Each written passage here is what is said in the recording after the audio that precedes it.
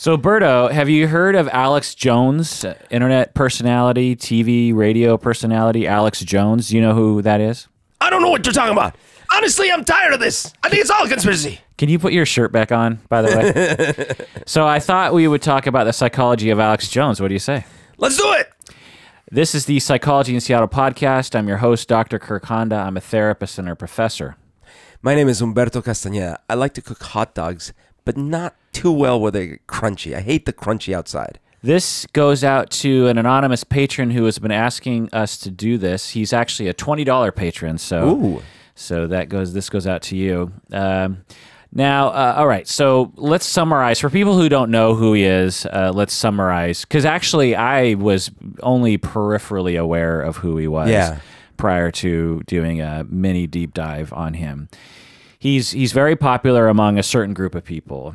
So you've never listened to him, like, concertedly? No, not concertedly. Yeah. I've certainly seen clips and whatnot.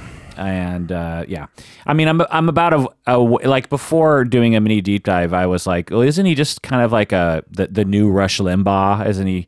Because he kind of looks like Limbaugh, right? He has the same kind of, I don't know, cadence of talk, and he talks like Limbaugh dialed up to an 11, right? So I just thought, oh, it's just another right wing, you know, sort of dude, and someone who.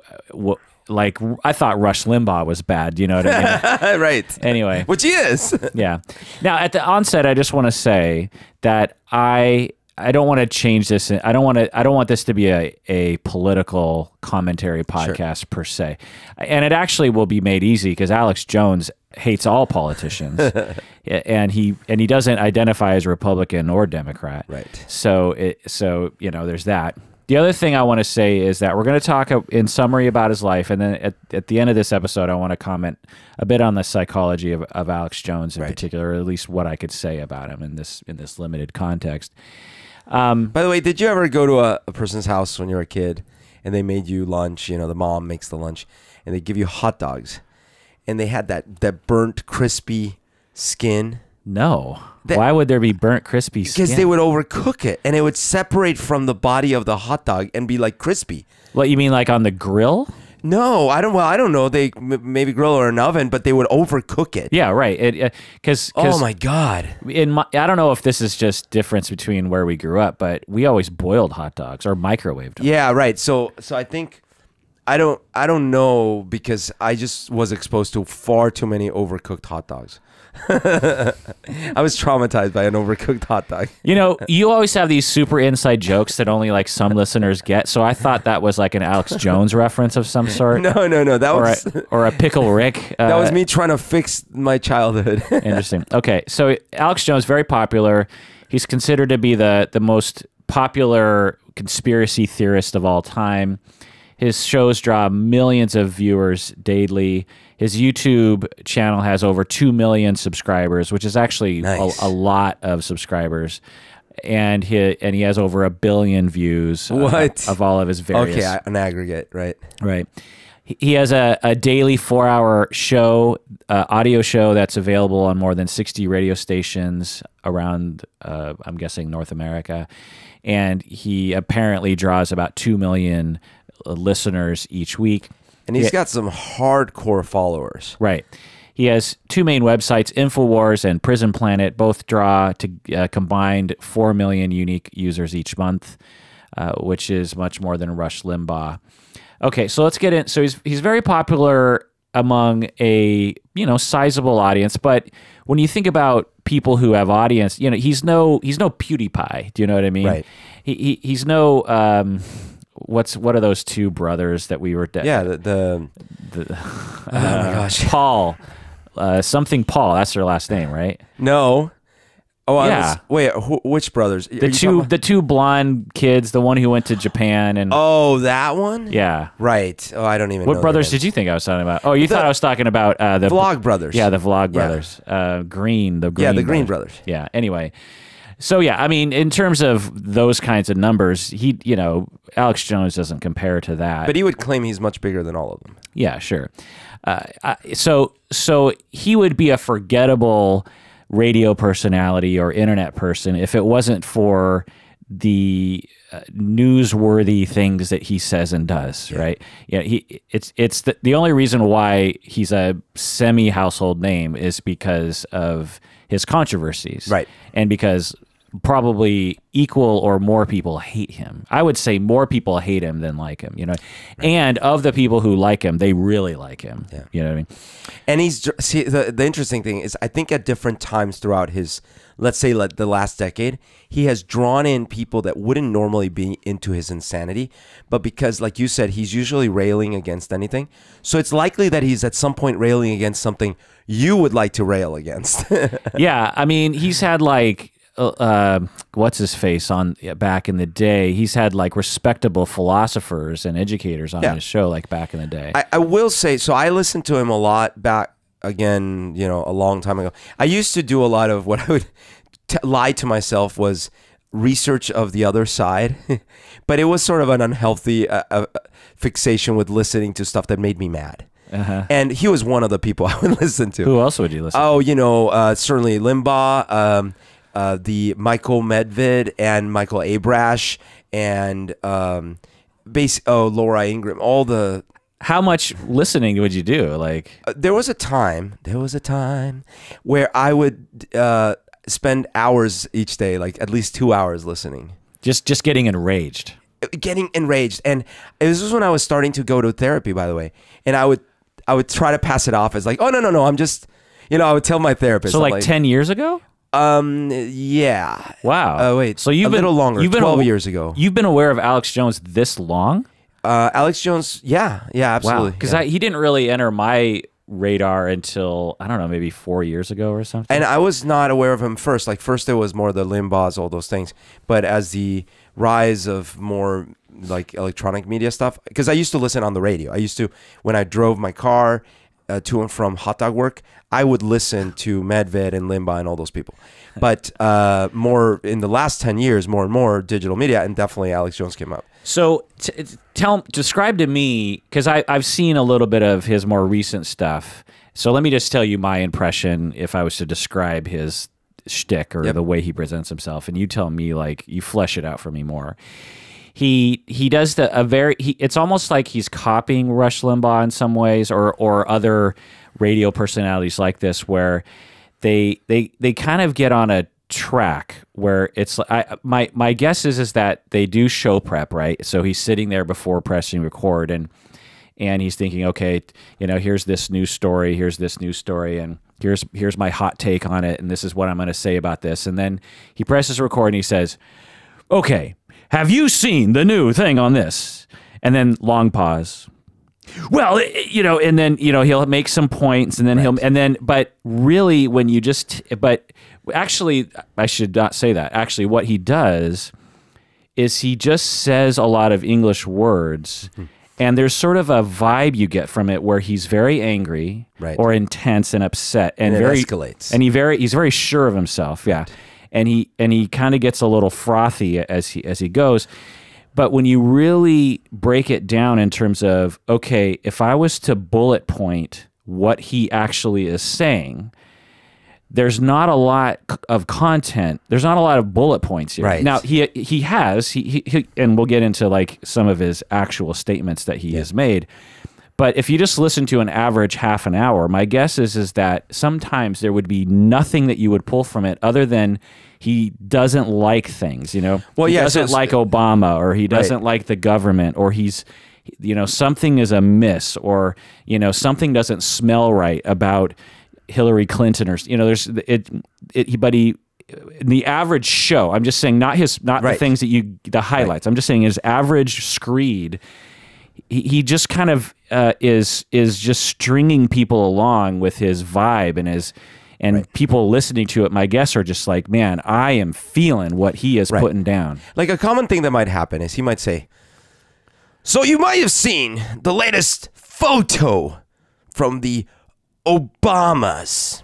This is actually a pretty good impersonation. Now, I'm not even going to say, oh God, because if you get me started, like I don't want to start. The things I could tell you that you don't even understand that are happening as we speak. Okay, fast forward 10 minutes. He still has said nothing about the stupid photos. Right. But he's talked about all these random like hints of things, and they're like, and the aliens. Oh, did I use the A word? Oh, absolutely, I used the A word. And then it escalates. And pretty soon you're like, what the fuck is happening? Yeah. And I have to say, and I don't know about your experience, but I find him oddly compelling. Well, yeah, and that's why people sit there. Like me, I used to get hooked into it because especially, there used to be a time where I would listen because, like I said, 10 years ago, I was getting into, I would watch what's that movie about the, well, anyways, these little documentaries that would float on YouTube that were anti-establishment and anti-globalism stuff. And then I would like start listening. And some of the stuff he was talking about like sort of made sense. He's like, you think you know what's going on, but I went to California to these secret meetings and I filmed them, and it's true. They meet and there's all these oligarchs. And I was like, oh, really? Oh, what happened? Tell me more. And then he starts pulling you into this narrative. It takes a while, and then all of a sudden you start hearing, after several episodes, he also believes in Atlantis, but he also believes in aliens, and he believes in many kinds of aliens. But then, like, in 1 minute, he'll go from talking about, like, cannibalistic pedophiliac monsters that are running the Senate the next minute, but it's all really, like, men from Mars that are trying to... And you're like, what the hell? Yeah. And that's after lots of listening. I've seen the highlights, but when I actually, like... How did I actually get on InfoWars one time? I don't know. I think I actually, as an experiment, subscribed to the InfoWars podcast. Yeah, that's what I did. And then I just started listening to it, and I found it to be so boring because he wasn't saying anything. Right. It was just a lot of fluff, and I like to listen to podcasts that have some fluff and personality, but actually like communicates an idea or two. You know what I mean? Yes. And so now, again, part of it is which is weird because his voice sounds abrasive, but it is compelling. The energy he's putting out, right? It's not like my SSV voice, which can you imagine if there's listeners out there when I speak like this and they're like, oh, say more. Can you do a Spanish SSV? Alex Jones. Okay.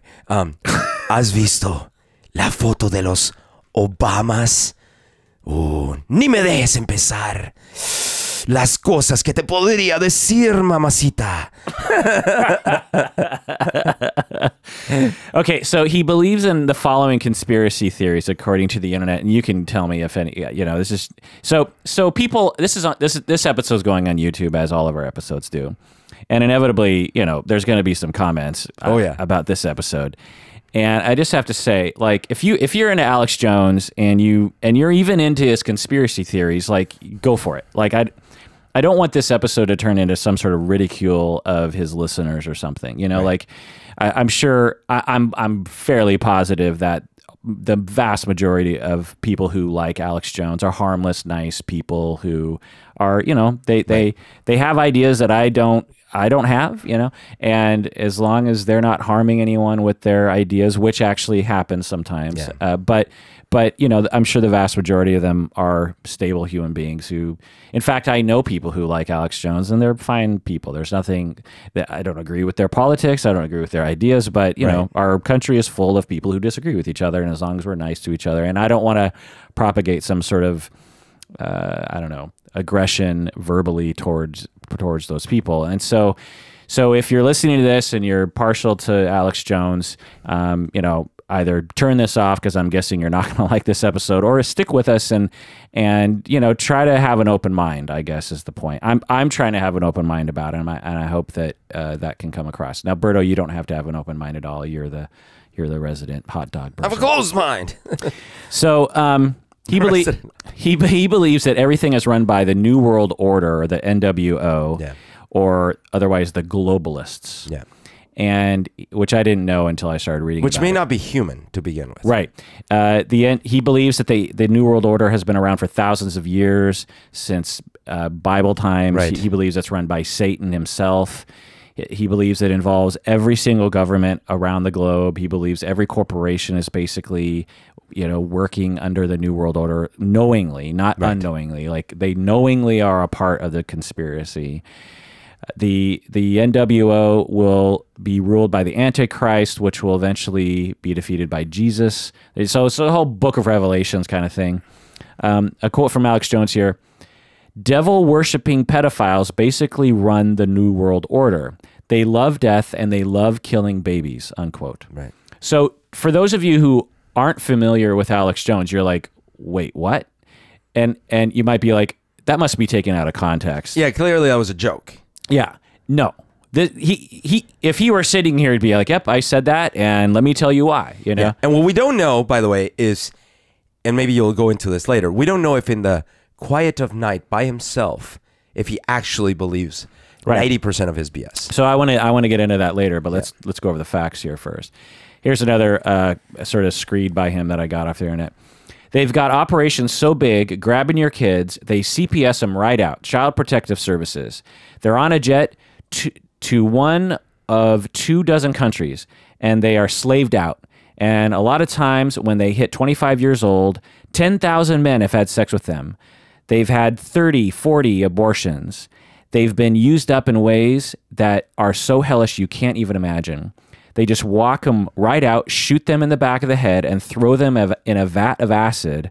That's how they roll. Just massive, massive murder operations, unquote. By the way, talk about, like, imagine if this was real, right? Like if this conspiracy, like to this extent was real, right?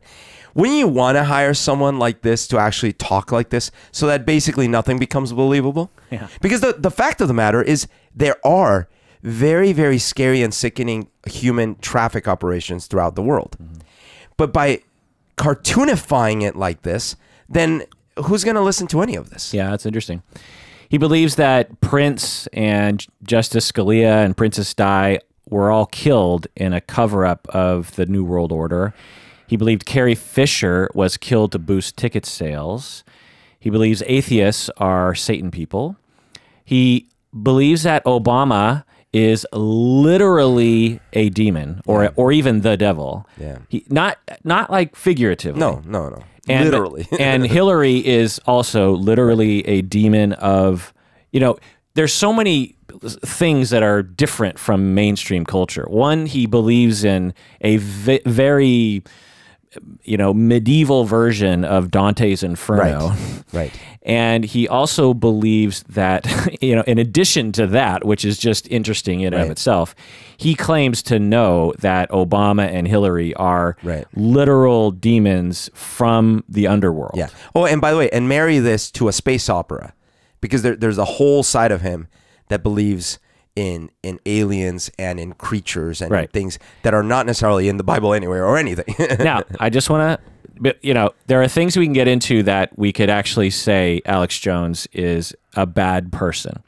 Everything we're saying here is just interesting belief system. It's like your opinion, man. Well, it is. I mean, if you think about some Catholicism, I mean, there's millions of Catholics in the United States. They believe in just a kind of a shade off of that. Now, Catholics will be like, fuck you, don't associate me with Alex Jones. Sure, no, but that's fair. I mean, if you will, so to be clear, if your belief system includes that there is a literal hell and a heaven and literal demons, right? Yeah. Well, why wouldn't you be able to start looking around for maybe real demons and say, well, that person might actually be a real demon? Like, why would that be so outside of the realm of your... Right. So I know there are people, this happens to be older people that I know, who wouldn't have that much of a different point of view. Now, they probably wouldn't think Prince was killed because of the New World Order, but they would believe that Satan works in mysterious ways and might influence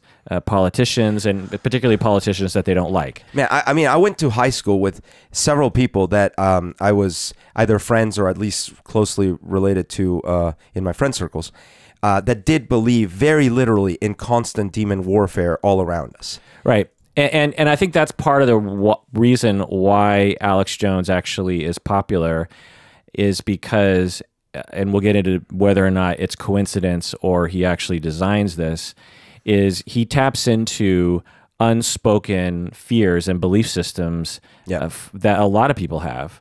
You know, he's talking about the Bible, Yeah. which a majority of Americans are fully on board with. Yeah. So it's not, you know, it's not that weird. It's just that he combines these things in an odd way and delivers them in a very annoying way to most Americans. I would imagine even most Republicans don't like Alex Well, Jones. no, I mean, like when I got into him, I like over 10 years ago, whenever it was, he was railing against Bush and against like he even did this video where he snuck into the what's that orchard in California. They do actual rituals there with like they burn effigies and all these things. I'm forgetting the name, but it's become a prominent, quote unquote, famous thing in the internet that people now know about. And the truth of the matter is, yeah, there's rich people that go and do some funny ritual. Funny is not the right word. Some weird ritual in the woods. But then he takes everything about it literally, right? So he says, that is them invoking Satan. That is them doing this. That is the proof that everything I'm saying is real. But did he go to an actual event and film it? Yeah, he did. He actually did snuck it. So when I started listening to him and watching some of his stuff, I was like, oh yeah, I mean, look, there are the oligarchs doing their little funky rituals. So there's some of his stuff that's why I'm saying he can pull in people from a few different walks, because one day he might be railing against something. You're like, yeah, right. That's wrong. Yeah. Other things that he believes along those lines is that he believes all of these things are inside jobs. He believes 9/11 was an inside job. I'm guessing he believes George Jr. And did that. And the globalists, absolutely. London bombings, inside job. The 2004 tsunami was a man-made disaster. I didn't know that one. Yeah. What? He believes Hurricane Katrina was a FEMA-based thing. Okay. He believes tornadoes are caused by the U.S. government. All the school shootings are false flag operations. Right. Sandy Hook definitely included. Yeah, like for what though? What is he like? Yeah, they're trying to take our guns away. Remember? Yeah, they're trying to take our guns away so that it's they can liberals, finally finish their agenda. Yeah, so liberals or the globalists. No, the globalists. The globalists. Agenda 41, whatever it is. They want to take away the guns, camps, all this stuff, so they can proceed to kill all of us. Right? And put us in camp. Actually, they probably want to enslave us. Is what they really want to do. Okay. And if we have no guns, what are we gonna do? Right. Boston Marathon bombing, U.S. government. He's become really famous for his gay bomb and gay frog conspiracies. Yeah. He believes that the government is using chemicals to turn everyone gay and to make men into women, essentially, which is interesting because there's a lot of pundits who talk about this. Really, going back to the Roman times, there have been older men who claim that younger men are turning into women. It's just the wonderful thing about becoming a amateur historian buff person is wait, sorry. You mean you're reading history books while you're lifting weights? about buff people. Oh, I see. What's that Workaholics line where, how did those buff dudes get off my radar? Anyway, when you actually start to study history a bit, you realize that nothing ever changes. Right. Old people, old men, and old women probably to some extent have been complaining about younger men and children becoming less and less manly. Right. Because there's this cognitive mistake that I'm guessing a lot of people, is just sort of human nature to make, that the old days are better than the new days. Yeah. And the old days, men were men, because you remember all the good things that happened. You don't remember all the bad things that happened. Yeah. And the good old days, no one ever says like, man, right now is such a great time. It's a very rare thing, right? Well, and the other trend that has been happening more so in the last, I don't know, 500 years at least, is things in modern society, or sorry, in I guess what I would say is in the Western world mostly, things do get increasingly simpler in some regards, right? Like you don't have to go to the outhouse to use the bathroom. Right. You get nice little toilet paper. You don't have to hunt for your food all the time. Right. Yeah. And so that's another factor. But anyway, so he believes that So it's interesting that he's spouting a common thing that older men will say, which is that younger people are becoming more feminized. Right. But he doesn't say it's because of culture. He says it's because the U.S. government is actually purposely doing it with chemicals. Right. And then he also says that this is the big thing he's known for, is he believes that frogs are turning gay. So I've heard of this. What was the point of that one? Do we know? I don't know. Again, I'm just sort of reading. Well, that's just maybe a side effect. The side effect is that frogs are turning gay. Well, he believes that Big Pharma and the U.S. government are using chemicals to make frogs gay. I don't know if he thinks that it's by mistake or on purpose. I see. But the odd thing is that he's not the gay part, but he's actually, and I think this might be why he actually brought this up, was because there are pollutants leaking into the water system that are actually messing with, of course, with frog anatomy, making more females than males. Listen, this is my point. But that's not gay. But this is my point with him. Unfortunately, there's like this germ of truth in maybe 10% of his nonsense, right? Yeah. And a lot of those are very serious problems. Yeah. Like globalism and globalist conspiracies do exist. They just don't exist in this cartoony way. They exist in a more real, more damaging, real way. Well, and which is like on a daily basis. I wouldn't even call them conspiracies. When you set up governments that support capitalism to the extent that the contemporary governments do, you're going to have organizations, corporations, who are, these things are created with full, they in their mission statement, in their purpose statement, they will say, we are here to make money for our investors, and we are going to use whatever means are available to us to get there. Our mission is not to save the planet. Our mission is to make money, and so our government does a little bit of this. What I mean by conspiracy, by the way, is take the bank. Is it HBC? What's the one that was basically? I don't remember. It was laundering billions of dollars for mob and for Afghanistan, like for Taliban, all these things. And it's a bank. It's an international bank that's still in business. Yeah, that is a conspiracy, and that's a real conspiracy. Exactly. But it's a very simple. But people. But it's not.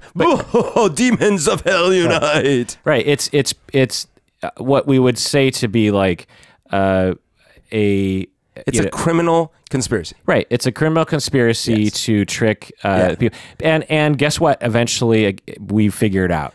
Someone blows the whistle, blah, blah, blah. But because of things like this, it's the white noise, the floor noise level gets elevated to 100 decibels at all times. Well, again, and I think, and I want to be careful, because you're saying the problem is there's a problem with Alex Jones because he actually gets an audience.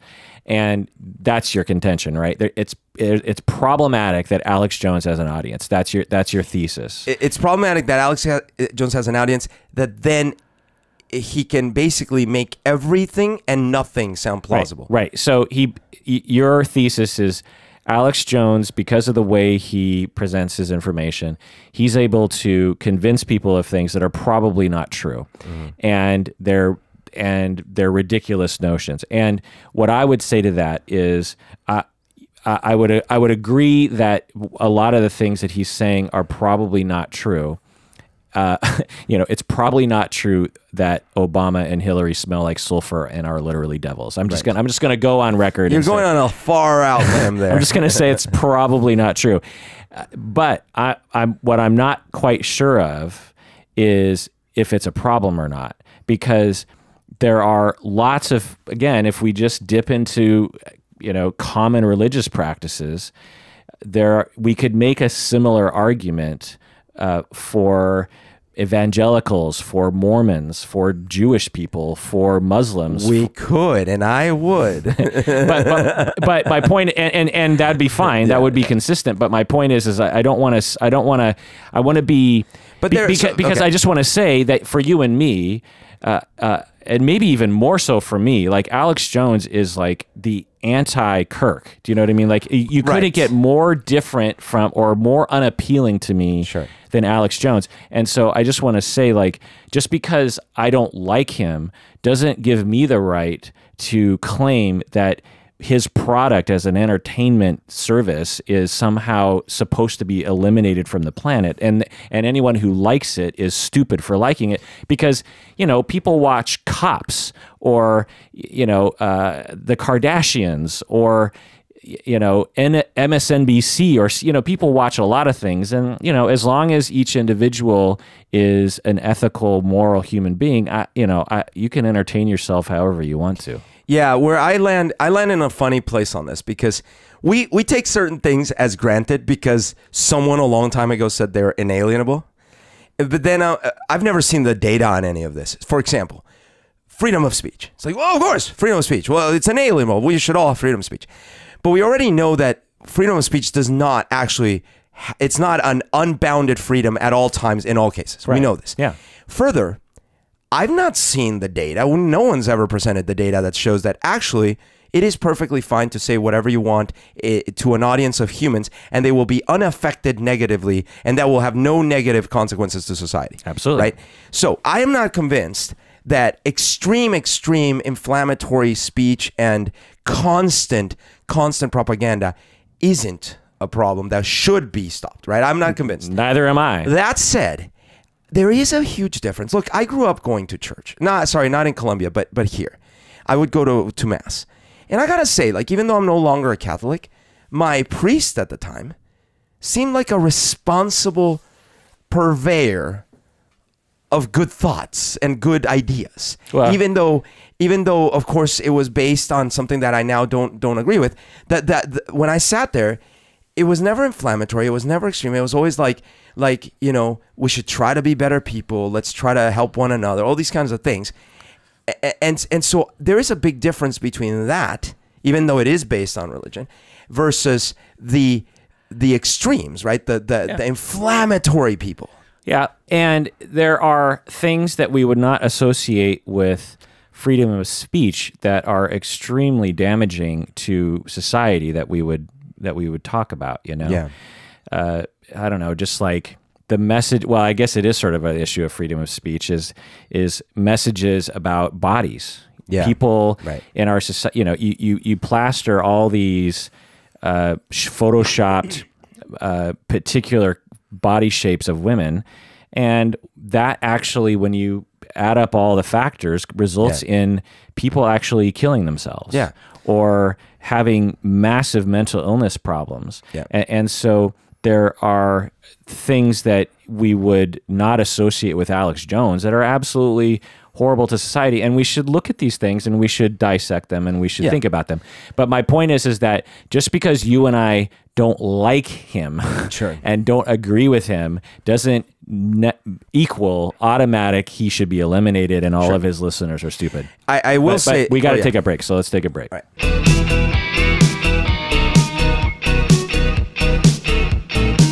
All right, we're back from the break. If you haven't yet, go to patreon.com, become a patron of the podcast. When you do that, you get access to all of our premium episodes. This episode in its entirety is available to everyone, but we have a lot of patron exclusive episodes in which we do deep dives into various different psychological related topics.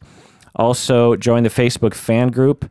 Humberto, you go there a lot. What's it like over there on the Facebook fan group? It is a cesspool. A mess, man. No, it's actually kind of, it's fun, and it is nice to see people interacting and forming a community. FPL really does a good job posting topics and sparking conversation, but a lot of people jump on and comment. And I think seeing that what's greatest is that I imagine a lot of times we're dropping little pebbles in a pond, and our pebble might be little and the pond might be murky, but it starts to spread these little waves, and then other people spread more of those waves with their own pebbles.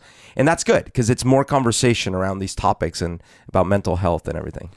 Also, you can go to our website and access our archive. Every single episode. So normally on phones, you only have access to like 300 episodes, and we have almost 700 episodes. And so if you want to listen to all the episodes, you just go to our website, psychologyinseattle.com, and every episode is there. Plus, there's a list of every single topic. There's a long list.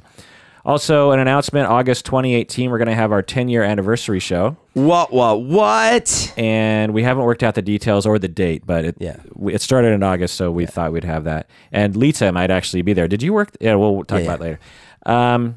Also, if we meet our next Patreon goal, we will start a scholarship fund for one of the listeners. Okay, so let's go on here. He also believes in fluoride being very terrible for you. And guess what? He sells an antidote that counteracts this fluoride. Oh, he sells a lot of merchandise that helps with a lot of the things that he talks about.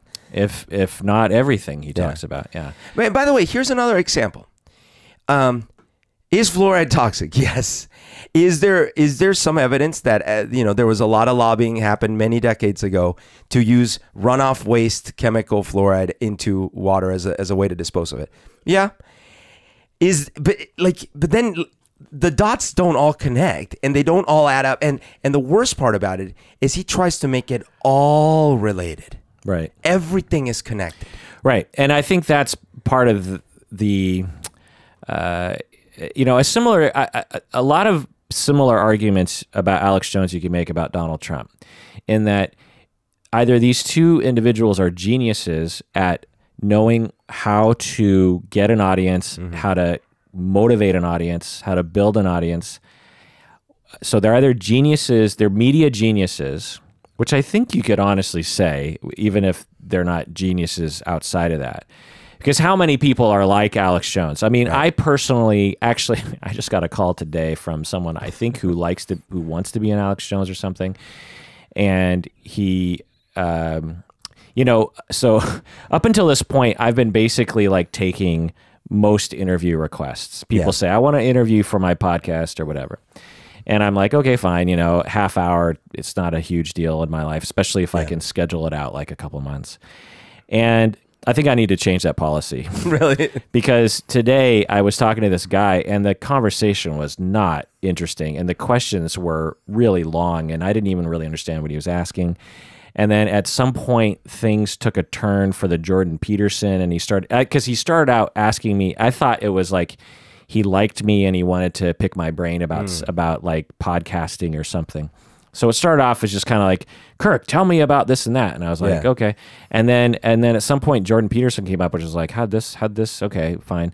And then he just started getting super hostile with me about, I didn't really know exactly what, but it felt really dangerous actually. Like it didn't feel safe as he was, I was like, wait, who are you? Yeah. What is this about? Yeah. And so anyway, I think he's like a burgeoning Alex Jones. I'm not quite sure. But he's got a podcast or something. I don't even know. That's how weird the conversation was. And so the thing is that, by the way, do you want to start taking some of these interviews? Because I answer the emails, so maybe I should just forward them to you. Yeah. As long, if they're trying to talk to an expert, of course, send it to me. Yeah. Well, the questions he was asking were actually totally answerable by you. Okay. So if not better by you in some ways. So, I love how the stupider, the crazier the questions. Oh, you're perfect. No, it was like general questions about podcasting. It had nothing to do with psychology, really. Anyway, so out of all the tens of thousands, hundreds of thousands of Alex Jones, Rush Limbaugh, Donald Trump wannabes, there's very few who actually, rise to the top. Yeah. I mean, think about all the YouTubers who who are making very similar content and have like 100 views. And it's not all about genius, right? Like sometimes right place, right time, right voice, right angle, and then you get one story that picks up steam, and then that one cascades to others. But Prince, we would call a musical a genius. Yeah. But if he came around now with his music, I don't think it would take off. Right. It's same thing. You have it's genius plus magic of the time and the place and everything. Exactly. Anyway, so either he's a genius or he is haphazardly sort of backing his way into some sort of you know, popularity. And so anyway, I don't. Why did I start talking about? Well, that? because we were talking about similarities with him and Trump and how they're able to like tap into these. But why did I even start on that? Spots. Why did I even start on that? Anyway, I don't know, because you're an inflammatory host. Let's get back to my notes here. Okay, so there's been a lot of talk. So I want to get into his psychology, but first I want to just get one example, because there's been Alex Jones is a wonderful litmus test for internet psychotherapists and clinicians to diagnose it. Sure. You know? A blank canvas upon which internet clinicians can, you know, vomit onto. And one such person is psychotherapist John Gartner, who says, I think Alex Jones has a diagnosis of malignant narcissism. First of all, taking off your shirt is exhibitionistic. So that's the narcissistic component. But at the same time, he's doing an act of aggression. It's a power play, but it's a very narcissistic one. So psychotherapist John Gartner is diagnosing Alex Jones because Alex Jones took his shirt off. You know, there's this one really famous video where he's on a news show or something, or he's with some of his sort of producer buddies or something. And he's like ripping his shirt off. Yeah, he gets so agitated, he just rips his shirt off. Yeah, yeah. And, you know, it's just so funny. Like, does he know what his body looks like? Yeah. Because it's like, he does. You know, anyway, you know, not to body shame, you know. No, I mean, but his angle is, in fact, like, we're at that point. We're at the point where shirts need to be ripped off. Okay. Is it really like that's how bad it's going. That's what he's saying. He's basically, he's so upset. Okay. Yeah. I mean, I don't know if you've seen, he does this often where he fake calms down for a second. Oh, I'm sorry, folks. I really should apologize. I don't know what I try not to let it get to me like this, but I just sometimes, you know, like this, and then he tries to calm down again. You know, it's a preacher kind of thing, you know? Right. So that's another thing here is like, there have been many great speakers who you like. I mean, Martin Luther King, for example, he would get really angry sometimes, and he would have an escalation in his sermons and in his political speeches, which is a tried and true, you know, public speaker trope. You know, it's something that works. It's not. I wouldn't call it manipulative. I would just call it like, that's what you do to try to get a crowd going. You know, you start slow and you ramp up, and then the crowd's with you. And you know, you could say a DJ does that when the beat drops. Totally. You could say like rock music. You know, Depeche Mode does that when they like figure out what songs to do the encore with. It's just a common thing, and Alex Jones is just doing that. And I feel it used to be, I think, more common nowadays. In fact, he might stand out because you actually don't see a lot of politicians in this country, at least, using that technique, because it appears a little uncivilized or a little outdated. Right. But you know, I grew up in watching on TV some politicians. Sadly, one of who was a great orator who was murdered, but who absolutely had mastered that technique. Right. So people who diagnose Alex Jones, now I don't know Alex Jones that well, and maybe if I had more data, I could actually comment, but I'm guessing that it's very similar to Donald Trump in that it's like, how can you diagnose someone who knows they're on camera, who is providing a service to people, and who is garnering more and more listenership because of his behavior? How can you look at that and diagnose it? I was with you on that. The part that I really don't, I depart your shores when it comes to a president, because they're no longer just on an entertainment show. They are the president, and so it's like your behavior is no longer about trying to garner views. And if it is, it's about garnering. That's the proof that I would offer. Well, it's about garnering money and about garnering votes. I mean, and power. It's not. It's, name a president, particularly recently, who was, you know, I don't get into that, but you know, anyway, the point is that. But when you play every inch for your personal image, like. No, that's not my hair. No, that's not the way I look. That's not. I want to finish your claim here. So you're saying that presidents we can diagnose from afar. That's what you're saying? I'm saying that if you were going to use the which I don't disagree with, that, you know, we can't look at a buffoon on a radio show and say that's his persona. I agree with you. But it is a different thing to look at someone, well, first of all, across a variety of things, interviews when he wasn't on TV, and now as a president, and say that now we have still no data other than he's a performer. I think that those are not the same. No, you're right. Yeah. And at the same time, politicians are basically always performing. I mean, do you think that Obama might be part of the personality? Sure. Yeah. But hard to know is the thing. Obama, for example, do you think he acted a little different when he was with Michelle in the in the bedroom, just the two of them? Yeah. But you get the sense from him that the dial had like 3 notches, not 1,000. The sense, but not the data is the point. Yeah, and even then though, you never saw him. He was never fighting every inch of his personal of the way he reflected. Sure. Right. All those conclusions you can say, but that's far afield from the kind of data gathering that would be necessary to diagnose someone with a personality disorder. One. Two, personality disorders are not even understood, as I've talked about before, by the vast majority of clinicians, mental health clinicians, in my experience, do not understand personality disorders, not because they're stupid, but because they have almost no experience in treating them or in evaluating them. They might have bumped up against people with narcissistic personality disorder, borderline personality disorder, but they didn't know they were bumping up against those people. So it takes, among even mental health people, very few understand what personality disorders are intimately, well enough to actually diagnose them, with competence. The other thing is even among those experts in personality disorders, they disagree about even what the personality disorders are and would disagree about how they would be applied just to a regular patient.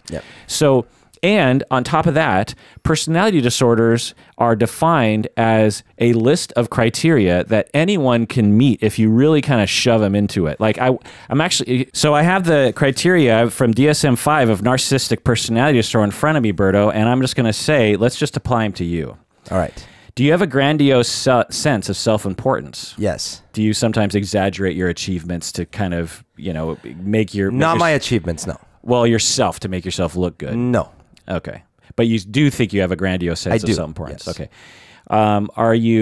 Do you think a lot about success and... Yes. that kind of thing? Okay. Do you believe that you're a little special and unique? Yes. Okay.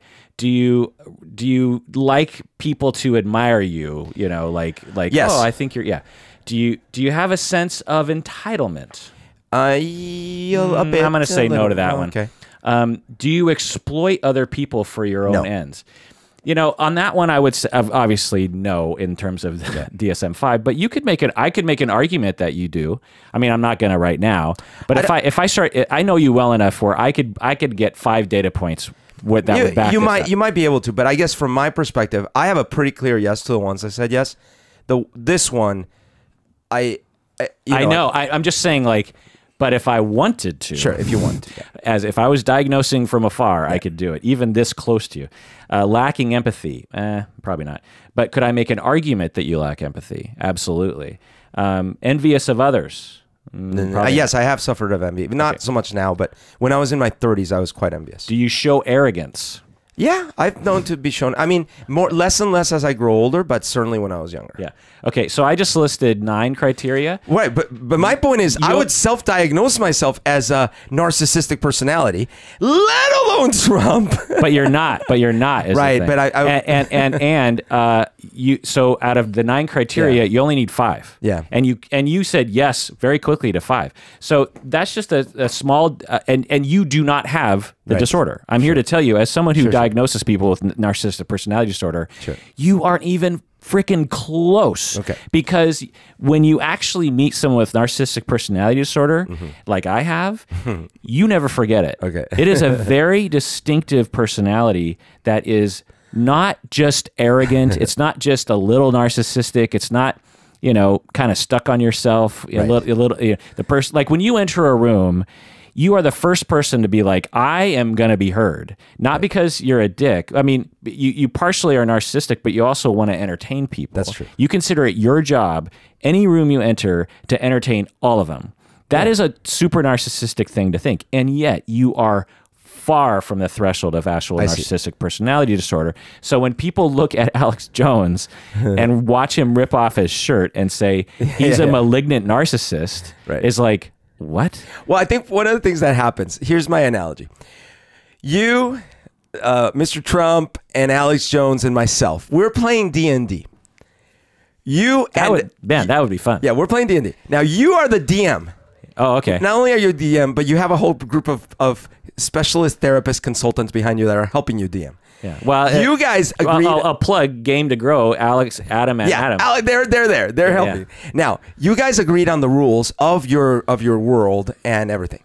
At one point in the game, Trump and Alex Jones think they've stabbed the monster to death, and you're telling them that they didn't, right? And you tell them all these reasons why they didn't, and they're like, well, but we think we did. Okay. In the meantime, both of them actually literally in physical world stabbed me. But we're arguing whether they broke the rules of the game. So the way we feel on the outside of the therapy world is we're going like, God, these people are such narcissists. But the semantics of, are they technically personality narcissistic disorder as diagnosed by a professional, that gets lost on the common folk. Yes, even among mental health clinicians, I just have to say. Now, I just want to say to all the listeners listening right now, what gain do I get by basically incurring the hatred of none of not only just regular humans but clinicians? Right. I don't know there isn't a single clinician who listens to me on this issue and says, Kirk, thank you.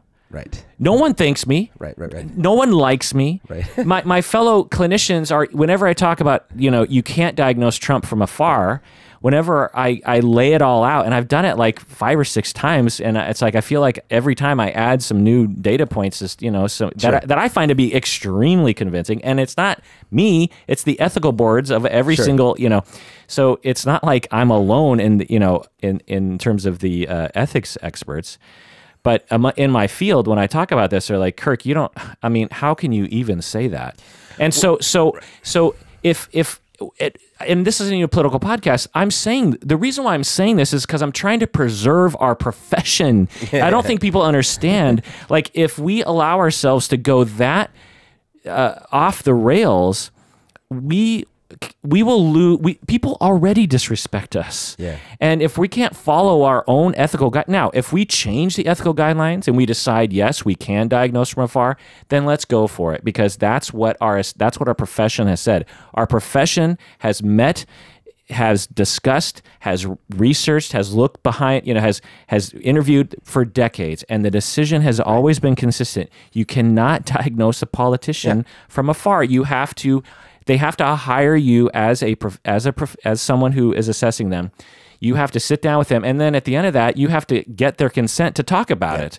So, by the way, unless it's a criminal investigation, the whole thing, by the way, is there is a big flaw in this. I think one of the hopes that some people might have is they're looking for some expert to rise up from the darkness and say, I have scientific proof that the person you dislike is actually scientifically flawed. Right, which is a gross misunderstanding of mental illness. Right. Because there is no diagnosis of there's something wrong with you, or you're like, it's actually you're a despicable human being, or your views are wrong. There is no diagnosis like that. There's no diagnosis of moral greatness or lowitude. You know what I mean? But that's because people think mental illness means there's something like fundamentally wrong with you. And it's not like there is a provision, I could be wrong, where the 25th Amendment or whatever, where narcissistic personality disorder is a reason for impeachment. Right. There isn't. Right. So it's like we gain nothing from such a diagnosis. But the flip side is that I think what happens is that there are behaviors that seem so out of the norm for people, and they've heard of this thing called narcissism, right? And they're like, well, that's clearly narcissism. Or schizophrenia, which is another thing he's being accused of. I didn't know that one. But basically, what I think no one understands is the distinction between a word and an actual professional guideline for how to diagnose something. Right. One is a word that we all use. And what people will misinterpret me as doing is defending Donald Trump or Alex Jones. Right. Which I know you love them, but that's not the point. Believe me, people. Believe me. I am not defending these two guys. Like, put your shirt back on. No, yeah. Can you imagine? I'm not defending him. You know, that is not my point. My point is I'm defending our profession. When there is a Democratic president after Trump, which I'm fairly sure will happen, I will get news articles about people diagnosing that guy or woman, and I will talk about it then too, and I will say the exact same thing. There will be no difference. This goes for anyone, you know, and that's my point. Is like, people were diagnosing Obama. Anyway, the point is like, you can't diagnose Alex Jones by watching him perform. You would have to sit down with him in person, which someone has done, which I will get into in a second. So let's get into the history here. Born 1974, which means he's about your age, which is weird because he seems a lot older. What? Yeah. Wait. What? Yeah. Weren't you born in 73, 74? 75. Yeah. There's no way he is my age. Yeah. He looks like he's 55. Yeah. Yeah, well, you know, we're almost 55, so I mean... Well, I'm 59, but the point is... Yeah. He got his start in 1995 on Access TV in Austin, Texas. Did you know that? I did not know that. Access TV. So basically, if you're not from the States, it's it's like public access, where if you just sign up, like I think I was on public access in high school with my band. I think, you know, you can just like sign up as long as you follow the procedure. It's just public access TV. And he became famous because he was a Y2K fear monger. Yeah. And he ranted that the world is going to end, and he was selling his survivalist. He had a survivalist shop. So when you understand the beginning of Alex Jones, I think you understand Alex Jones. Well, you know how now I remember how I originally came to him was there was a thing called Coast to Coast, Artie's Coast to Coast or something like that. It was it's still on, I think, and it's a lot about aliens and conspiracies and other things or whatever. But it was through that line that I remember I arrived at the Alex Jones shores. Interesting. So he was, now a lot of people are into Y2K. All, you know, Seattle back then too was filled with tech people, and all the people who were my friends in tech, they were all telling me like, Y2K is no joke. We don't know what's going to happen, but I've heard some very intelligent tech people say like, this could be a major problem. It could shut down our electrical grid. Our, you know, everything could kind of come to a screeching halt, and like in a few days, our country could be in utter chaos. I mean, a lot of money and work went on to make sure that didn't happen. Right. And so now after Y2K, nothing happened, right? Yeah. I mean, you were in tech as a hot dog tech person back then. So did you have a thought about Y2K back then? Hot dog machines. Yeah, no. I mean, what happened was it really wasn't as sudden as people saw, because I think most people became aware of it maybe 2 years to go or something like that. So they updated all their machines. Well, no, what I'm saying is, in the tech industry, this started becoming a known thing that they were going to have to address way sooner than the mainstream press reported on it, right? So they had many years to start actually trying to fix the software. Okay. But it doesn't mean like that. Both things. Were you worried before Y2K? No, because I knew that they had patched most of the problems. Oh, okay. And also, I actually left town. I went to Port Townsend that night. Yeah.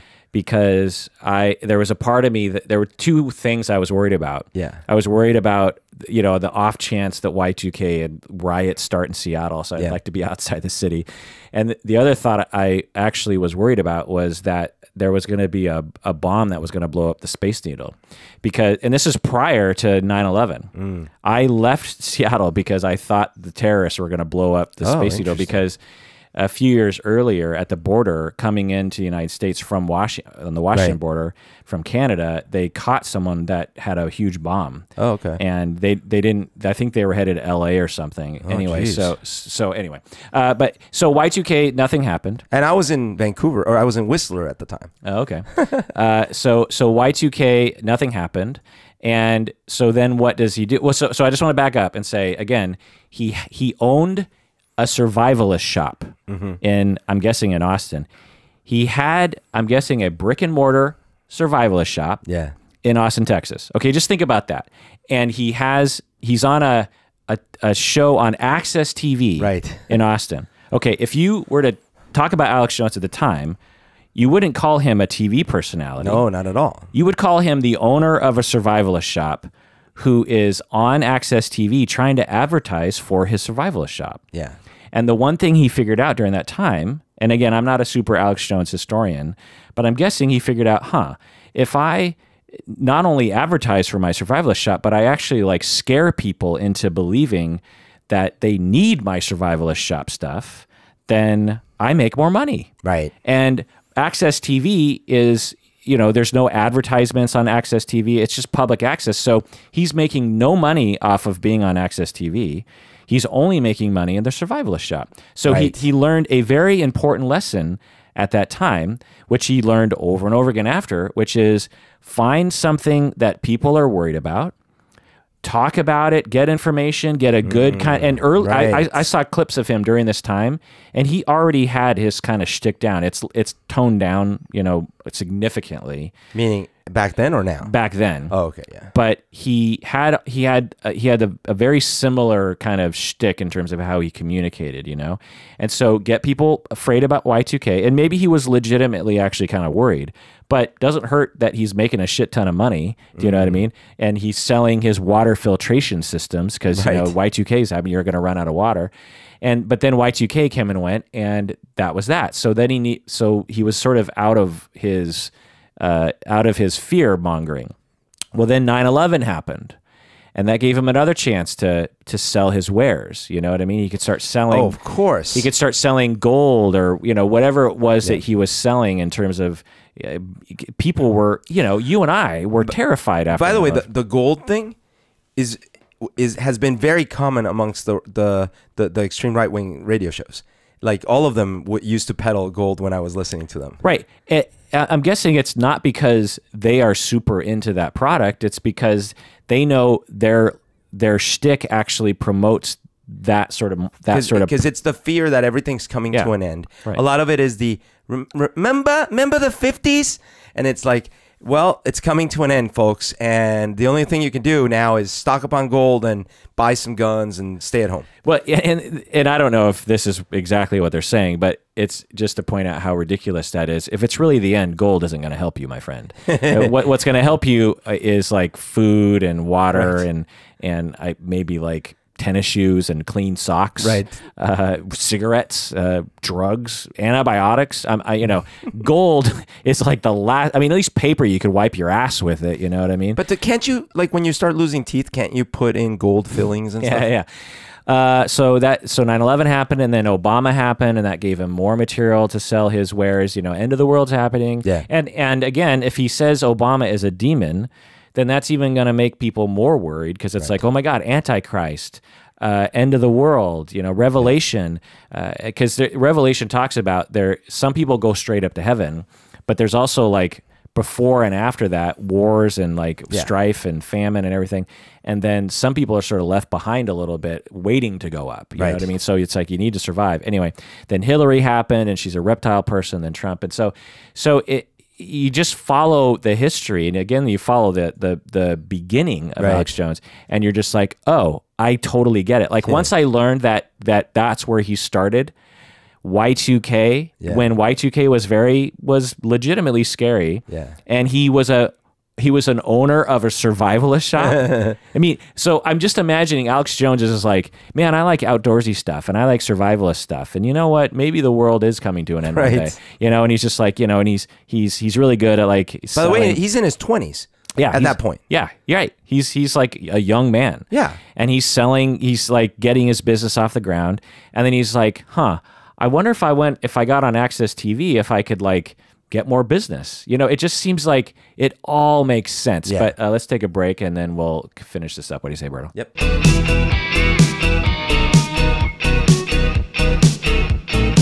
All right, we're back from the break. So I just want to point out that there's a couple other radio personalities that I can point to who I think are similar.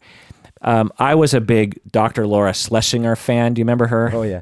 So she was in the 90s as well. Right. And when she first was on the radio, I was totally compelled by her. And actually, I have to say that me becoming a therapist has something to do with me listening to her radio show. Now, when she was on in 94, 93 was when I was listening to her, 93-ish. She was a normal person. Oh, really? Okay. Who probably had a couple like avant-garde points of view. Like I remember she would talk about how, like 'cause a lot of women would call into her. It was a call-in show. Sure. And women would call in and be like, my husband is into porn. What do I do? And she's like, porn's not a big deal. Don't worry about it. Like that was kind of her thing. And she was just trying to be sex positive, you know, before that was a thing, or at least before I knew it was a thing. And back then she, you know, and she was sort of sexist against women at times, but it was pretty normal stuff in my opinion. Right. Then in the later 90s and in the early aughts, she started to have some very strange points of view that became very controversial. Right. Do you remember any? Oh, of no. that? So she was one of the people I would listen to in the same time frame. This was, yeah, it was probably after 9/11, I think. So early aughts. Yeah. So we're talking 10 years after I was listening to her. Yeah. Do you know what I mean? Right. Do you remember what she was spouting about that everyone hated her for? I mean, no, but I remember she was in the same camp. Like, I would listen to them, and I would often hear, oh, actually, no, I'm sorry, because I started when Clinton was still in power. Okay. So it was because a lot of the stuff was anti-Clinton. Okay. Well, anyway, the point is that my thing about Dr. Laura Schlesinger was that I saw her progress from just a regular radio call-in therapist.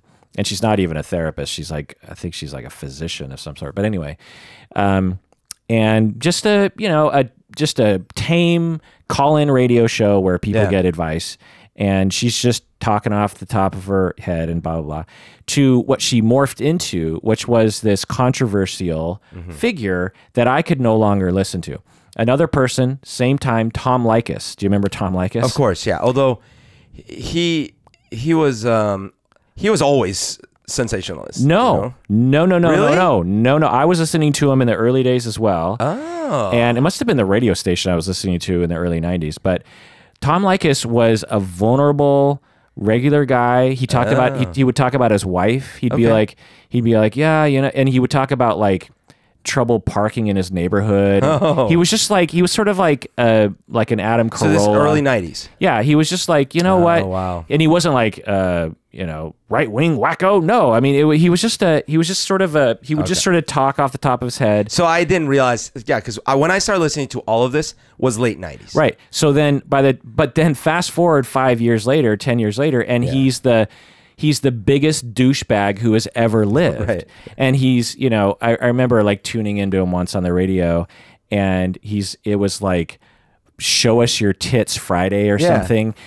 You would flash your lights and then like women would flash boobs or something, and then it was just like the grossest, most douchebaggery I'd ever heard. And I was like, wait, this is the same Tom Leykis who would talk about his relationship with his wife. But see, at first, because you know I was younger and stupid too, and it was also the times.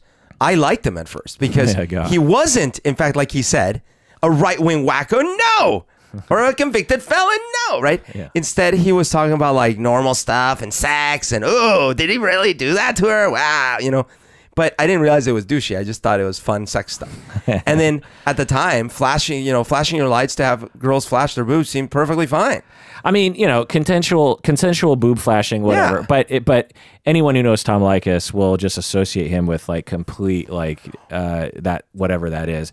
Right. And I also didn't know. I didn't foresee that what was gonna happen was the whole alt-right and whole like extreme men's rights movement and stuff. Oh, that's what he went into? If he didn't, a lot of people that listened to him, including some of my friends, definitely went into it. I understand. So yeah, so a similar progression. Yeah. You can even say Donald Trump had a similar progression. Sure. There was a time when Donald Trump, and we're old enough to remember, he's been in the media since we were kids. Yeah. And there was a time when he was in the media when he was just kind of like just a regular person who liked to talk about things. Yeah, but who would still defraud everyone he worked with his business practices were of news media, but there were a lot of capitalists who were talked about in this way. Donald Trump just was the guy who was also on talk radio shows. I know he would go on David Letterman. He certainly did not appear on Oprah and things like that, and he wasn't inflammatory back right. then. He was just kind of, you know, maybe he had some thoughts. Who knows? He's always been probably a little off, you know, like going back, I think, to the 80s and 70s or something. Journalists knew that his publicist wasn't a publicist; it was him. You know what I mean? That whole thing. So he hasn't always been like a completely a regular dude, but the things he would say publicly, like for instance, I think during the Clinton years, he was like pro-Clinton and like pro-Democrat and pro-gay marriage and pro, you know, all these kinds of things. And I mean, I've said this before. I think I've said this before. I was a fan of The Apprentice when it first came out, right? And I looked up to him. I don't know why. Well, like I was like, he seems like a successful business person. Well, and you're not a stupid person. But the reason why you liked him is because up until that point, the things he had presented were likable, and so. But then the internet happens, and then Obama happens, and then people start turning, you know, for someone to rise up and speak up against Obama, because half America, or not more, hated him for various different reasons, you know, whatever reasons you might say, whether it's legitimate political reasons or race. Certainly not more than half, because he got voted in twice. Well, whatever, but you know, a third, so it's a 25%. You know, it's at least 30%, sizable percentage. And so you have this need for someone to rise up, or at least if you do kind of rise up, you get a response. Right. You know, Trump says in 2009, after Obama's elected, Trump says something on some show that is like pro-Obama. How much response does he get? He says one thing that's a little anti-Obama, boom, huge response. Yeah. You know, and then lots of criticism, but then that raises his profile. Yeah. He's like, huh. You know, and I'm just, so it's the same with Tom Likas, same with Dr. Laura Schlesinger, in my opinion, is that if your goal is to be famous, and your goal is to stay relevant, which means in the media, then there's a certain pathway available to you that if you don't have the scruples to avoid, you might be able to be lucky enough to capitalize on and actually rise so high that you could become president of the United States. Yeah, I do see that. I think there's also an aspect with Trump, though, where I feel like as he got a bit older, his mind didn't keep up with his stuff. Because he clearly has shot himself in the foot in so many ways that he didn't used to, right? Like, he didn't used to, on The Apprentice and all that stuff, he would say mean stuff to the contestants. But would he be president if he didn't do those things, is the point. I don't know. But the point, and I don't want to talk about Donald Trump so much. My point is that I have, off the top of my head, and I'm not a media expert, I can think of 3 people who are quite similar by the end of the game, and very, very different when they started out. You know, just kind of normal people who anyone could relate to a point where they were such cartoonish versions of a human being. And I think Alex Jones is one of those people. I think he started off, you know, probably talking about staying within the bounds of Y2K kind of worries and selling his wares.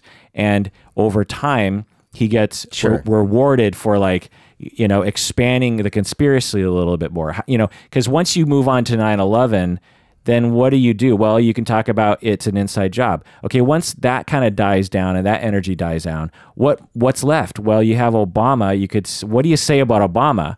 Other than like he's from Africa or something, like that doesn't really get people going. You say he's a devil, which, you know, again, a sizable amount of Americans actually believed before Alex Jones even said that. Yeah, right. Then or they believed he was the Antichrist. Right, and so a sizable percentage of Americans literally thought he was the Antichrist. And so, you know, and then you throw that out there and you get a response and you're like, oh, I'm tapping into something here and people are listening now. And okay, I'm pissing off a whole bunch of people, but that doesn't bother me because that just raises my profile in the general media and gets podcasters like you and me to talk about him, you know? And so it's just like, it's a win-win. You saw, though, he does have limits. Even he has limits. Did you see with the Pizzagate stuff, what happened? Right. He had to back off. Right. Because that's a good example, and there's other examples of evidence that he's not mentally ill. Yeah. You know, he is playing a game. He's being media savvy. So in Pizzagate, what happened was he was talking about a pizza organization that was a pizza place, like a pizza store that in was DC. That was working with the New World John Order. Podesta and all these guys. So and Hillary, they basically, they have a dungeon in this pizza place where they rape, torture, kill, ritualistically, right, babies and kids. And a listener like drove by and shot up the place with a gun. No one got hurt, but like he later said he went in. and he said, yeah, I did this because Alex Jones said that something's going on here. And then Alex Jones went public and said, oh, by the way, don't do that. Don't do that. And I don't. It seems like it's not a thing. Okay, so if he really believed it, right, then he would have been like, well, that's right. Good job. Yeah. Good job, listener who shot up the place. And the fact you didn't find something is because they're so good at covering it up. Right. If he actually believed it, and he actually believes he is the voice of reason, shouting into the internet, like, listen to me, I know the truth. Right. Then that would be a perfect opportunity not to back down. That's right. And he absolutely backed down because he is playing a character. So this is like, for example, a big difference between someone like him and someone like a Steve Bannon, because Steve Bannon, you could say a lot of things about him, but he is a consistent ideologue. When you hear him speak in public and what comes out, seemingly from private conversation and stuff, he is consistent in his ideology. So you can, and if it scares you, fine. If you like it, whatever. But you should believe what he says because he means it. Right. Alex Jones, as you point out, who knows what he believes? Well, I think I know what he believes. Who knows? But we'll get into that in a second. But just to wrap this up real quick, there's a famous story about him last year. He's going through a divorce and he has 3 children with his now ex-wife, and they were going through a custody battle, and his ex-wife was claiming that he was mentally unstable. And so to people on the internet world, they're like, oh, well, his wife, that's proof that he's mentally ill, because his ex-wife is saying, look, he's mentally unstable.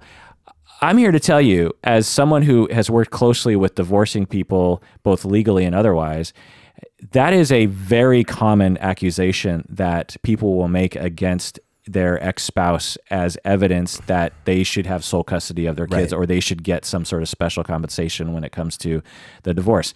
If you actually believed every single thing that was said ex-spouses in family court in divorce, the 99% of the country are pedophiles and mentally unstable. It's just like that means nothing to me. Now, she might actually be seeing something, and if we had her on the show, maybe I'd listen to her data. But just that in the news of like wife is accusing, you know, and she would know, and it's like, well, context is everything.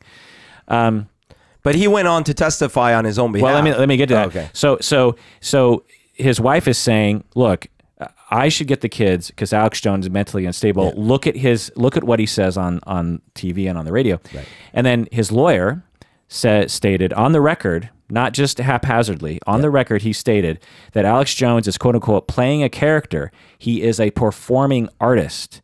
And he argued that Alex Jones, to judge Alex Jones, his personality based on his radio show is like judging Jack Nicholson based on his role in the Joker in the Batman movie. They said it's satire, it's sarcasm. And to those of you who think that the lawyer was talking off the cuff, I guarantee you there's no way the lawyer was talking off the cuff. No, he was not talking. But no lawyer is going to go on the record and say something like that without having talked with their client first. Well, but to play a devil's advocate, so as we just saw, apparently Trump's lawyer, out of the goodness of his heart, paid off a porn star to silence her. Right. So just because a lawyer says something in court also does not mean it's true. True, but it definitely means that Alex Jones said, yes, go ahead and use that. Oh, yeah. Well, maybe, right? No, I would. I mean, yeah, maybe. Of course. I believe it? Of course. Look, I certainly believe that Alex Jones is nowhere near as crazy as he comes off. At the same time, if again, well, let's wrap up the court case. So Alex Jones came forward right after that. Okay, but I just want to break down this moment. Yeah. So when I broke down the Austin, Texas moment, let's break down this moment. So you're Alex Jones. Yeah. You're like any other parent, and you want access to your kids because you love your kids, and so he's fighting. If he's truly that unhinged, he wouldn't care. But anyway, he's like, I want, I love my kids. I want access. Well, he might care about his kids and still be unhinged, right? Sure. Yeah. But my point is it's like, if we're looking for ticks in the column of like a normal personality, it's like, he's acting extremely normal in this instance. But he's sitting here and he's like, okay, yes, use this, look, she can't use my TV show as evidence I'm mentally unhinged. Lawyer, we gotta put the kibosh on that, because if the judge is and the jury are gonna look to my TV performances, like, I'm done. So we got to figure out a way. And the lawyer's like, well, let's say, you're playing a character. We'll just say, how about that? And Alex Jones is like, okay, if that's going to work, great. So lawyer does that. But then what Alex Jones didn't realize is that the internet's actually paying very close attention to what's happening and actually got their hands on it, and it blew up. I think Alex Jones just thought no one really cares about the inner workings. Divorce proceedings. Yeah, like no one's going to pay attention to the or this will, because how many other things have happened where he forgot what platform made him big. Well, and how many things have happened where he dodged a bullet about that, where something did slip out, but it didn't catch the internet's attention, and so he's like, let's just let that go. Then he does it, and then the internet blew up. It was like it got to my ears. Do you know what I mean? Like I don't pay attention to that kind of stuff. And I was like, Alex Jones, lawyer, says that he's putting on a persona, and I was like, yep, makes sense. And by the way, the Young Turks did a segment where, because Jenks has known him for years, and they don't get along anymore, but he's come out saying multiple times, like, look, this guy is putting on an act. It's an act. He's trying to make money and sell his products. That's what he does. Oh, interesting. Yeah. Well, I suddenly like the Young Turks all of a sudden. So you're Alex Jones. What do you do? Okay, here are the factors. His kids are actually old. These aren't 5-year-old kids. These kids. One of his kids, Rex Jones, actually works for InfoWars. Okay. You know what I mean? So we're not talking like access. Little babies. Yeah, I mean, so maybe some of them are still minors, but they're getting older in age when they have oftentimes choices to who they want to visit with anyway. Right. You know what I mean? And so you're saying, okay, I can either completely trash my career right now and win this custody battle, or I can completely come out against my lawyer, save and try to salvage my brand, lose this court battle, but win the overall war, because I'm going to get access to my kids anyway because they're older. Well, plus if he just argued that his show is a satire, and he goes on his satire show and says that... No, he actually went on record in the court and refuted... Oh, yeah, I remember that. Refuted his own lawyer's statement. It's like, no, my show is real, Right. And he's like, my lawyer's lying. It was after the outrage, though, right? Right, of course. Yeah. It wasn't before. Right. It wasn't direct. It wasn't like, stop talking, I didn't authorize you to say that. Exactly. Alex Jones was presumably around when that was happening. It was later. Right. Okay, so now you wanted to talk about what you actually think is personality. Actually. Well, all I was going to say was really that I actually do think you could play devil's advocate and say that if he is someone that believes even 60% of what he says, then he might actually believe that the ends justify the means at this point. Meaning, of course I'm going to lie in court. Of course I'm going to ask my lawyer to say whatever. I don't want to lose my kids because I want to save their lives because the shit is coming. So that is one way to look at it. The other way to look at it is that I know a lot of people that seem perfectly fine and yet believe a lot of weird stuff. Right. Right? Yeah, so, I know people like that. I know people very close to you who so it's very possible and those people have perfectly functionable lives. Exactly. So it's very possible he actually believes like 80% of the shit. Sure. But not actually in that internal constant rage way. Right. More like, yeah, they probably are doing that kind of stuff. Right. The way that I'll never forget. I was at Bumbershoot. Well, maybe I shouldn't talk about specifics, but I was somewhere where I was hanging out with some friends, and a friend of a friend showed up, and we were just talking about something, and I was talking to this guy, and he's a musician, and we're talking about music, and he seemed really cool. He just seemed like he was on his way up in the music world and whatnot. And then all of a sudden he just says, you know what, I saw this thing about the flat earth thing, you know, and at first I didn't really think it was real, but then, you know, there's this one YouTube video, and man, like I just, you know, it's interesting, you know, and I looked at him and I was like completely lost respect for the guy. I'm like, what? You know, and that juxtaposition in my head of just like smart musician, hip, younger, on his way up in Seattle, normal guy, and a flat earther, like he's allowing for that to be real. I was like, oh, I get it. You know, most people are very susceptible to these things because they just don't understand science. Right. Or they don't have sources to help them along the way, you know? So to believe that he might believe in some of these things is, you know, not that weird, right? How many people... Not that abnormal is the thing. How many people in their lives have done an actual experiment, even in a class, even in a classroom setting? Like a scientific experiment where they had to like start from a hypothesis, actually try several trials, document their findings. Well, not even that. Like, how many people have read a scientific journal article? Sure. You know, actually just read one word. So it's really hard of an actual study. A lot of these videos, man, they use a lot of words. They present diagrams, and and you're like, but look at this, and you're like, I mean, I had close friends and family members who, after 9/11, were 100% convinced it was George W. Bush who did it. You know what I mean? Like they were 100. You know, they were totally, and they had videos to back up their claims. Anyway, so now I just want to say, in conclusion here. Like we're saying, number one, there's a good chance that he actually is one of those people who actually believes in conspiracy theories. There's a lot of people out there like that. If you just bullet pointed his points of view, it's not different from what a lot of people believe. Number two, he might actually be schizophrenic or narcissistic personality disordered. He might actually be. Yeah. I'm not saying he doesn't have it. I'm just saying I don't know he has it, and anyone who has diagnosed him from the information that they get from watching him or listening to him is unethical and doesn't know what they're talking about. Right. I'm extremely skeptical of that. And I'll just tell you that in my heart, I want to believe that Alex Jones is mentally ill. I just want to say that. My emotions, I want to believe that guy's crazy because I don't like him. I don't like what he's saying. Sure. I don't like the kind of things he kind of provokes in people. It's displeasing to me. Yeah. My heart wants to diagnose him. My heart wants to diagnose Donald Trump. Yeah. But my head understands that the bigger picture here. Your body's saying yes, but your mind is saying no. Number three, and here's the point I was getting to earlier, which some people, I'm guessing, are screaming at their phones waiting for me to talk about, is he actually has been formally diagnosed with narcissistic personality disorder. I didn't know that. Yeah.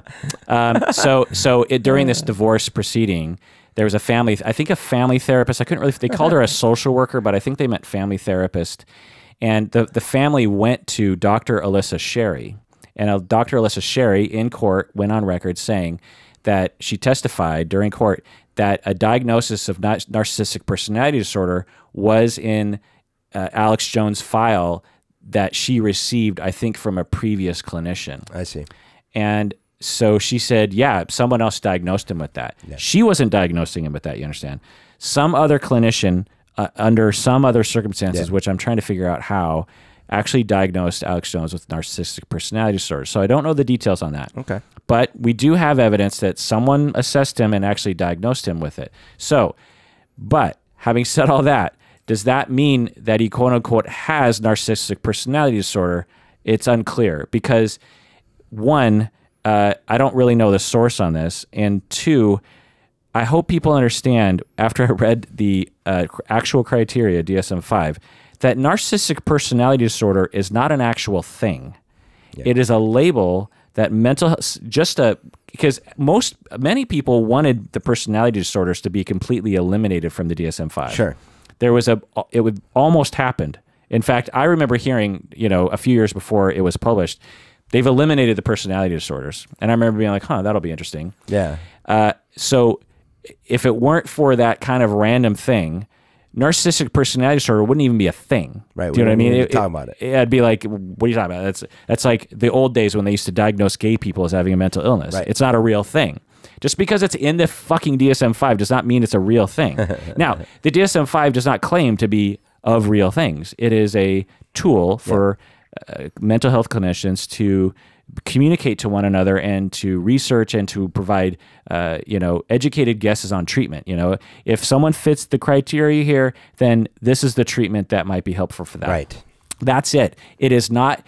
There's no, you can't empirically prove that one person has narcissistic personality disorder, especially when you add up 10 clinicians and they all give different diagnoses. And again, at what point when 10 clinicians all agree, okay, it is settled, this person has narcissistic personality disorder, and then we applaud, we all get up, we applaud, we throw a big celebration, we pop open the champagne. What happens after that? What do you mean? What's the next step? We've proven. We won. Right. So what? Yeah. It doesn't mean anything. The last point here is the psychological angle I want to talk about is the illusory truth effect. Have you heard of this? No. It's been studied for decades. It's something you know about but just don't know the label of. And basically, experimenters, and is a well-known cognitive effect, is that a cognitive phenomenon, is that if you hear facts, whether they're right or wrong, later on you will believe all the facts are right because you're familiar with the statements. Yeah, that makes sense to me. I believe it. Yeah. So the experiments go like this. They have participants come in and then they ask them to take a test on a bunch of trivia facts, like Richard Gere put a rat up his butt. Yeah. Do you know what I mean? True or false? Right. And then they just, and some of the statements are true and some of them are not true. And some of the not true statements are really not true. Yeah. Like scientists proved that the moon is made of cheese or something. Yeah. Like it gets that like far from true. Right. Then they come back in later at some later date, and then they ask them, which of these do you think are actual facts and which do you think are untrue? So kind of a similar test. Mm-hmm. And they find that much more of the statements are seen as true, even the ones that are false. Interesting. So they answer one way. Yeah. But later, they actually change what they remember. Like they think more things are true. Right. Because there's a cognitive effect of familiarity. I've heard that. Believing something is true. And so what Alex Jones does, and I guess what a lot of people do, but I think whether Alex Jones and Donald Trump know they're doing it, they using this effect, and I'm guessing they do know about it, because it's their job to know about these sorts of things. They at least know that that repeating something over and over and over again actually gets people to believe it. And I think that's what's happening, So people who might be into Alex Jones because of 9/11 conspiracy stuff hear about the sulfur-smelling Hillary Clinton. They hear that day in and day out. Emotionally, it starts to feel true. Yeah. Emotionally, it starts to feel true, and we are not governed by our prefrontal cortex. We are mostly governed by our emotional centers, by the rest of our brain. I can't prove that statement because it's a bit of a nonsensical statement. But my point is that memory and the way we perceive something to be good or bad, the way we perceive something to be right or wrong, in lieu of evidence, which is hard to find nowadays with all the stuff on the internet, we'll believe what our heart believes. Yeah. Parents who are like, I'm not going to vaccine my child because my heart says that it's wrong. It's like, doesn't it do the autism thing? Yeah, right. It's like I've heard that a lot. It's Melissa McCarthy has said that many times. But remember that was disproven? I don't know. Was it? Yeah, I just heard it a lot. I've heard it a lot. I think I think it's real, and so I think that's what one of his major pillars of success is that he repeats, stay interesting, keep people engaged, and repeat. Y2K is coming. We're all gonna die. You need your survivalist stuff. Right. Y2K is coming. 9/11 is happening. Guns are not part of the problem. Yeah. The Muslims are coming. Right. They're coming to get you. Obama is a nefarious individual that wants to make our country a socialist communist country. I did country. hear that. I've heard that somewhere. You know, repeat, and here is the solution. Right. Keep listening so my ad revenues go up, and buy this product because it will solve you.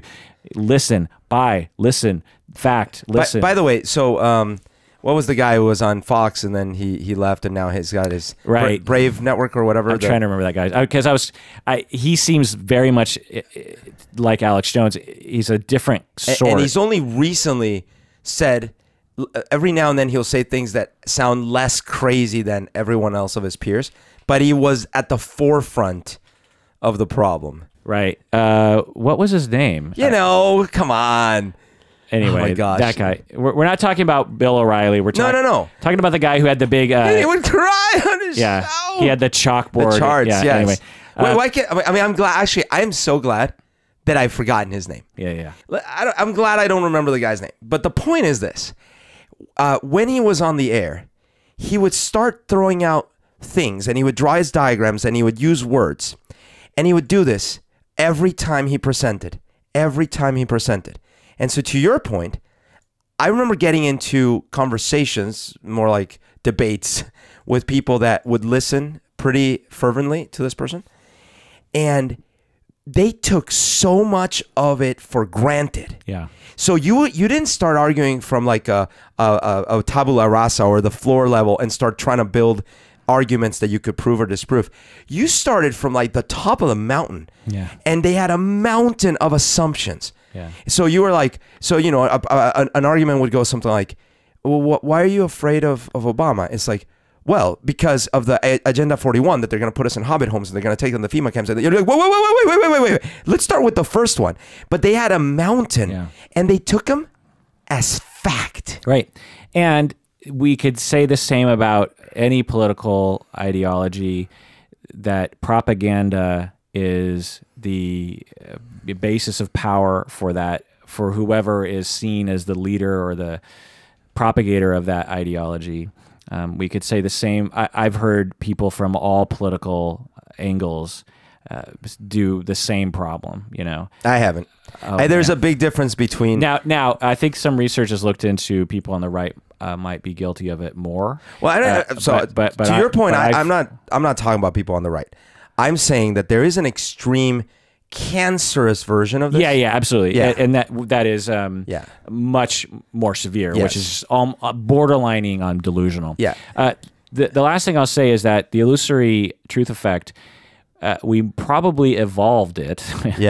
Hard to prove, but because we're not computers, which people like to think of our brains as computers. We have random access memory and long-term memory, and we process information and da-da-da-da. And, you know, I just always try to tell people, our brain, if you took out, we don't usually eat brains of cows and stuff. Mm-hmm. And so if you actually had a chance to like get your hands on an actual brain, it is pudding. It's hard pudding. And if you stick your finger through it, your finger just goes kind of right through it. You know what I mean? It's very soft, and it is not a computer. It is a gelatinous goo that somehow manages to produce consciousness in our minds. And so we are not... Have you looked at a chip lately? It's a little sliver of metal. Yeah, but still, it's like it has like pathways and look at our brain in a microscope. Discrete, well, I There's have pathways. Yeah, and they don't, but they're not. It doesn't look the same. But you see, actually, you're exhibiting the problem because you are equating neurons with transistors. No, they are not transistors. I'm not doing that. What I'm trying to say is that just because it looks squishy doesn't mean. I'm saying you're true, and I say that because it's a fast way to get people to emotionally understand that our brains are organic, weird, thing. It's an organ, like a heart or a liver. It is not a perfect, processing thing. And so one of the things, so there's a lot of shortcuts is the point. Yeah. We have to, there's a lot of things that we can't think about all the time, because if we did, we would grind to a halt. And one of the things that we seemingly evolved was, if something is familiar, it's probably right. Yeah. Like, it's, I feel like it's familiar that the sun rises every day. Yeah, it's probably right. That feels right. The sun plummeting from the sky and like burning my wife, that doesn't feel familiar. Sure. That probably doesn't happen. You know what I mean? But honestly, like, look, I get where you're going with it, but it's no different than, you might have seen the recent examples of where they had a machine learning algorithm that could detect the cats from the pictures, but then they showed it a picture that had no cat, but had the same kind of background that most of the cat photos tends to have, and it still said that there was a cat.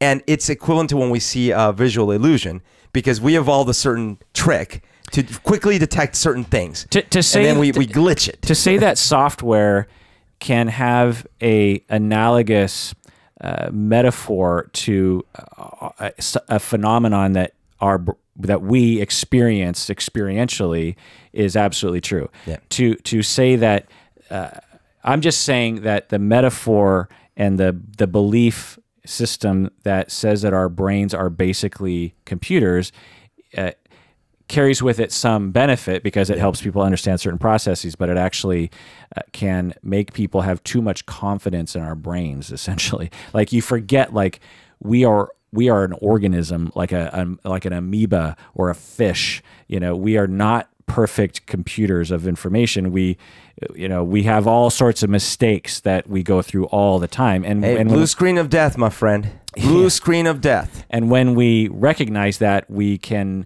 better understand that we're vulnerable to things like the illusory truth effect. Yeah. The fact that it feels familiar or it feels true, and I'm going to say, yeah, that's a true statement, that the moon is made of cheese. That feels right to me, and it is right, and I'm going to put my money down on that one. Yeah.